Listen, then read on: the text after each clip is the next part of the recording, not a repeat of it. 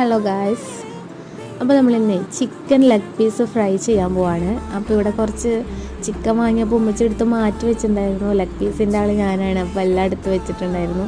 അപ്പോൾ ഞാൻ വന്നപ്പോൾ ഞാൻ അത് വെച്ചിട്ട് എന്തെങ്കിലുമൊക്കെ ഉണ്ടാക്കാമെന്ന് വെച്ചു. അപ്പം നമുക്ക് ജസ്റ്റ് ഒന്ന് ഫ്രൈ ചെയ്തെടുക്കാം.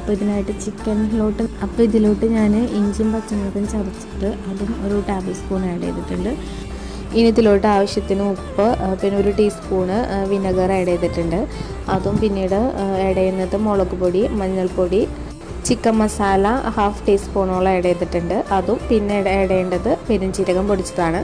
ഒരു ടേബിൾ സ്പൂണ് അരിപ്പൊടിയും കൂടെ ആഡ് ചെയ്തിട്ട് ഒരു എഗ്ഗും കൂടെ പൊട്ടിച്ചൊഴിച്ചിട്ടുണ്ട്. അത്രയും ആഡ് ചെയ്തതിന് ശേഷം നന്നായിട്ട് മിക്സ് ചെയ്യുക. അപ്പോൾ ഇത്രയാണ് മസാലയായിട്ട് നമ്മൾ ആഡ് ചെയ്യുന്നത്.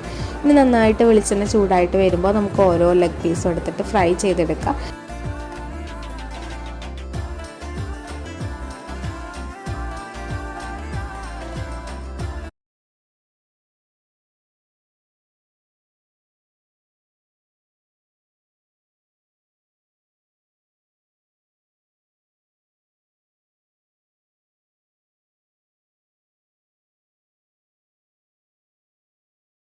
അവസാനമായിട്ട് ഞാനിത് ഫ്രൈ ചെയ്ത് ഒന്ന് ഇത്തിരി ഫ്രൈ ആയി കഴിയുമ്പോൾ നമുക്ക് ഇതിലോട്ട് കറിവേപ്പിലയും കൂടി ആഡ് ചെയ്യാം. അപ്പോൾ നല്ല അടിപൊളി ടേസ്റ്റ് ആയിട്ടുണ്ടാവും.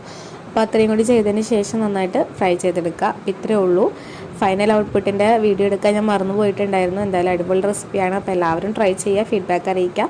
നമുക്കിനി ഒരു പുതിയൊരു റെസിപ്പി ആയിട്ട് അടുത്ത വീഡിയോയിൽ കാണാം.